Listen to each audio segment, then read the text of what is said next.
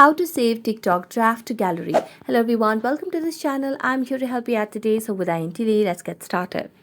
So first of all, launch the TikTok application on your device and make sure that you're logged into your account. Now let's tap on your profile at the bottom right corner, and here you can see a draft that I've already saved. So what you can simply do is tap on your draft and then tap on the draft again.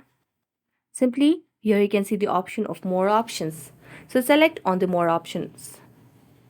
Scroll down and you can see the option of save to device. So simply toggle this on, and as you toggle this on, what you can do is tap on the option of privacy as well. So you can just tap on everyone can view this post, so you can switch it to only you, and after you do that, you'll be able to save a TikTok draft to gallery. So that's it. Thank you so much for watching this video. If you enjoyed watching it, don't forget to like, subscribe and hit the bell notifications. See you next time.